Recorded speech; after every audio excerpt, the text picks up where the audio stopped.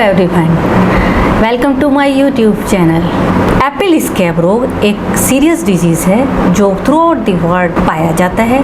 इसका mode of spread और and survival growing season के टाइम पे जब इसका सीज़न चल रहा होता है तो एप्पल स्कैब का जो फंगस है केवल कहाँ पाया जाता है, जब मैंने बताया आपको क्यूटिकल और एपिडर्मल सेल्स के बीच में पाया जाता है। लेकिन जब इन्फेक्टेड लीव्स पेड़ से टूटकर नीचे पत्ती ज़मीन पर गिर जाती है तब ये और मर जाती है। पेड़ से टूटकर जब ज़मीन पर गिर जाती है और मर जाती है तो जो ये फंगल माइसीलिया जो केवल उस एरिया में कन्फाइंड था क्यूटिकल और एपिडर्मल सेल्स के बीच में, वहाँ से पूरे पत्ती को कोलोनाइज कर लेता है। इसके सेल के एपिडर्मल सेल के नीचे पेरिसेट टिश्यू और मेसोफिल सेल्स सब में जाकर ये अपनी कॉलोनी बना लेता है।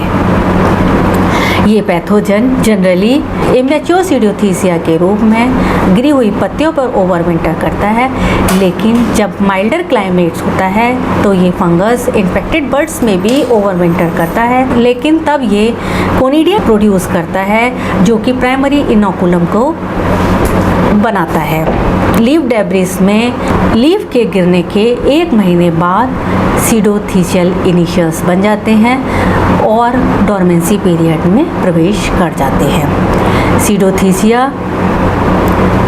ऑटम और विंटर में बनते हैं और स्प्रिंग में मैच्योर होते हैं और एस्कोस्पोर्स को बनाते हैं। एस्कोस्पोर्स इसमें चीफ इनोकुलम का सोर्स है और जो प्राइमरी इन्फेक्शन कॉज करता है। सेकेंडरी स्प्रेड इसमें कोनिडिया के द्वारा होता है। इसके बाद हम आते हैं इसकी डिजीज साइकिल पर। जैसे कि मैं पहले भी बता चुकी हूँ, ये डिजीज़ ज़्यादा सीवियर होती है जब स्प्रिंग और अर्ली समर कूल और रेनी होती है।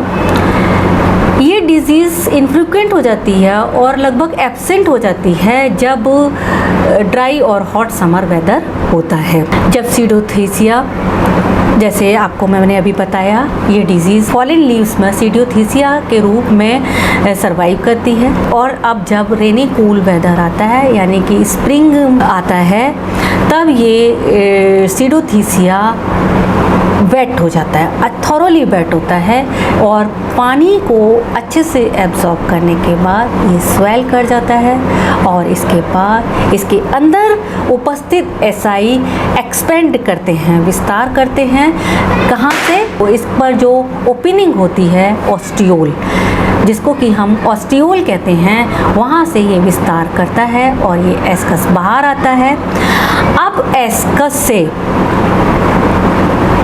एस्कोस्पोर्स बलपूर्वक डिस्चार्ज होते हैं और ये जो एस्कोस्पोर हैं वो हवा के द्वारा या हवा चालित बारिश के द्वारा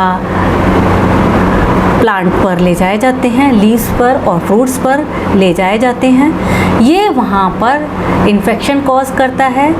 इन्फेक्शन एस्कोस्पोर्स से इन्फेक्शन कॉज होने के लिए जब वो अच्छे से मॉइस्चर, सफिशिएंट मॉइस्चर प्रेजेंट होना चाहिए, तभी ये ब्लॉसम्स और लीव्स पर इन्फेक्शन कॉज कर सकते हैं। ये एस्कोस्पोर यहाँ पर जर्मिनेट करते हैं और प्राइमरी इन्फेक्शन कॉज करते हैं और ये जर्म ट्यूब पेनिट्रेट करके क्यूटिकल और एपिडर्मल सेल्स के बीच में पहुंच जाती है और माइसीलियम डेवलप करती है। इस माइसीलियम को, जैसे मैं पहले बता चुकी हूँ, सबक्यूटिकुलर माइसीलियम कहते हैं।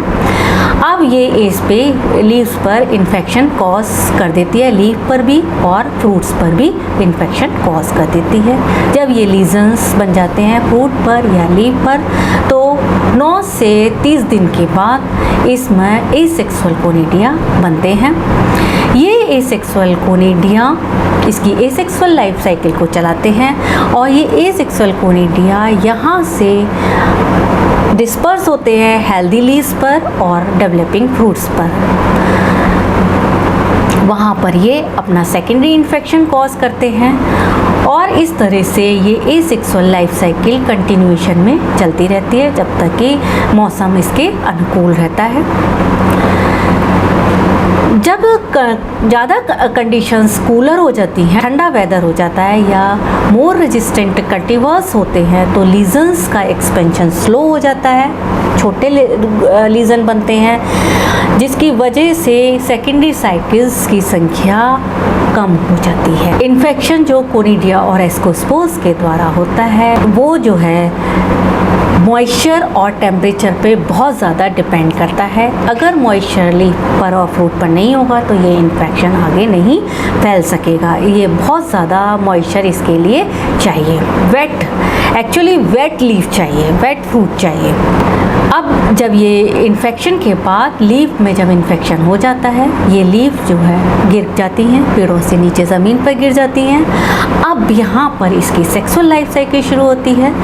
ये ज़मीन में गिर जाती है तो ये जो माइसीलियम जो अब तक सब क्यूटिकुलर था, जैसे कि मैं पहले भी बता चुकी हूँ, वो पूरे में कोलोनाइज कर देता है, इसके मेसोफिल टिश्यूज़ में भी, पेलिसेड टिश्यूज़ में भी। और उसके बाद ये यहाँ आप डायग्राम में देख रहे हैं, इस पूरे में इसका माइसीलियम फैल गया है, यानी कि माइसीलियम पूरा इंटरसेलुलर हो जाता है। क्योंकि ये हेट्रोथिलिक फंगस है इसलिए इसमें दो तरह के स्ट्रेन होते हैं, जो एक एंथ्रीडियम बनाता है, एक एस्कोगोनियम बनाता है। ये फर्टिलाइज करके स्यूडोथीसिया के इनिशियल्स बना लेते हैं, जो आप यहाँ डायग्राम में देख रहे हैं। ये स्यूडोथीसिया फंगस को पूरे विंटर्स में सरवाइव करने का काम करता है और फिर जब फेवरेबल कंडीशन आती है, मॉइस्ट वेदर आता है, वेट वेदर आता है, तब ये मॉइस्चर को एब्जॉर्ब करता है और फिर इसकी साइकिल दोबारा से चल पड़ती है। ये यहाँ पर इस डायग्राम में आप पेरिथीसिया बने हुए दिख रहे हैं, जो फॉलन लीव्स पर बने हैं और ब्लैक कलर के ये सरफेस पर दिखाई दे रहे हैं। और इन्हीं से ये जो है जो सरफेस पर दिखाई दे रहे हैं, ये एस्कोस्पोर रिलीज करने के लिए तैयार है।